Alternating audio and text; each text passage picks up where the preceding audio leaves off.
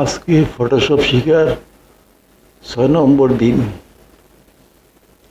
আমি Photoshop open করি।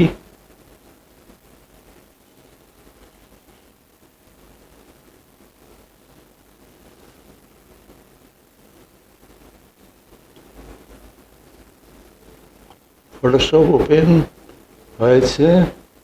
আমি নতুন একটি ডকুমেন্ট তৈরি করব। নিউ, এখানে ডকুমেন্টের সাইজ দিব 800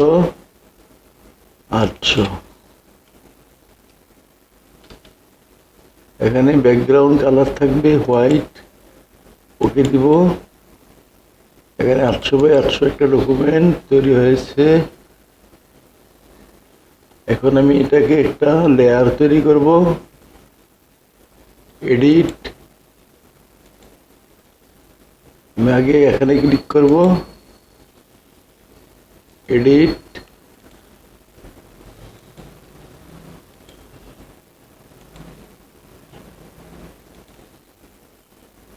আগে সিলেক্ট করে নিতে হবে। তারপর এডিট, কপি করতে হবে। কপি হয়ে গিয়েছে। তারপর এডিট, পেস্ট দিতে হবে। তাহলে একটা লেয়ার তৈরি হয়েছে। এই লেয়ারের ব্যাকগ্রাউন্ড কালারও সাদা। আমি যদি কালার চেঞ্জ করতে চাই তাহলে এই যে এখানে একটা টুলস আছে, গ্রেডিয়েন্ট টুলস, এখানে ক্লিক করব। তারপর আমি পেইন্ট, বাকেট টুলসে ক্লিক করব।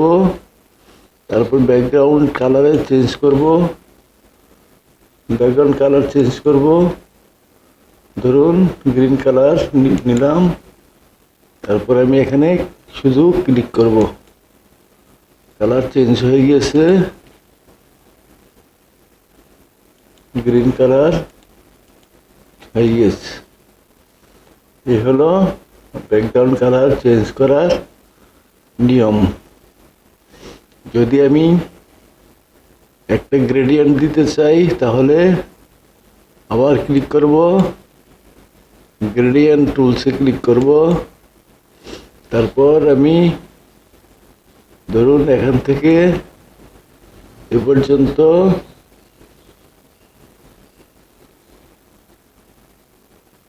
সিলেক্ট করব। তারপর আমি ছেড়ে দিব। তাহলে দেখুন একদিকে গাঢ় আরেকদিকে লাইট। এখন যদি আমি ব্যাকগ্রাউন্ড চেঞ্জ করি, এখানে আমি লাল দেই। আবার যদি আমি ধরুন উপর থেকে নিচ পর্যন্ত ভার্টিক্যাল ভাবে আমি গ্রেডিয়েন্ট দিব, তাহলে গ্রেডিয়েন্ট হয়ে গিয়েছে। এভাবে আমরা গ্রেডিয়েন্ট দিতে পারি ফটোশপে। এখন আমি ধরুন এখান থেকে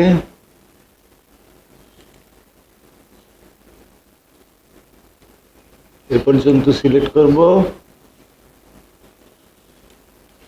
কপি করব, আবার পেস্ট করব। তাহলে আরেকটা লেয়ার হয়েছে।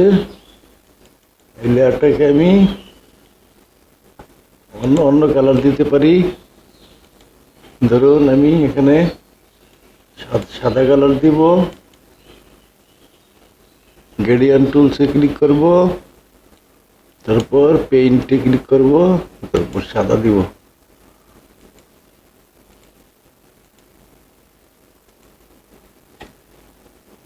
যদি সম্পূর্ণটাকে ভুলে করে ফেলি তাহলে কন্ট্রোল জেড দিব, আনডু হয়ে যাবে।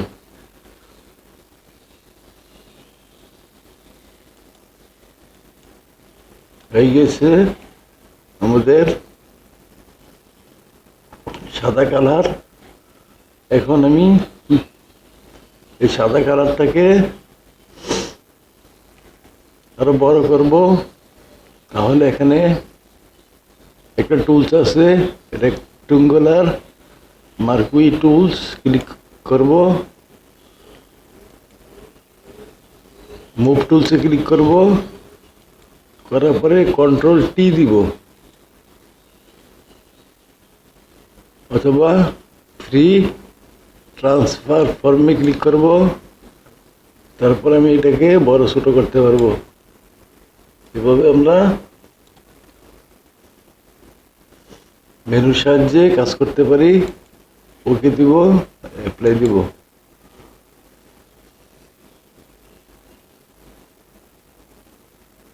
আজকে এ পর্যন্তই। আগামী পর্বে মেনু সাহায্যে আরো অনেক কাজ করে দেখাবো। এতদিন আমি শর্টকাট কি ব্যবহার করেছি, আজকে মেনু কাজ করে মেনু দিয়ে একটা ইমেজ তৈরি করে দেখিয়েছি। সেভ করার জন্য ফাইল, সেভে যাব, তারপর এখানে আমি ফাইলটাকে সেভ করব, নাম দিব, তারপরে ফটোশপে সেভ করব। আর যদি ইমেজ তৈরি করতে চাই, এগুলো আমি পরে দেখাবো কিভাবে ইমেজ তৈরি করতে হয়। আজকে এই পর্যন্তই।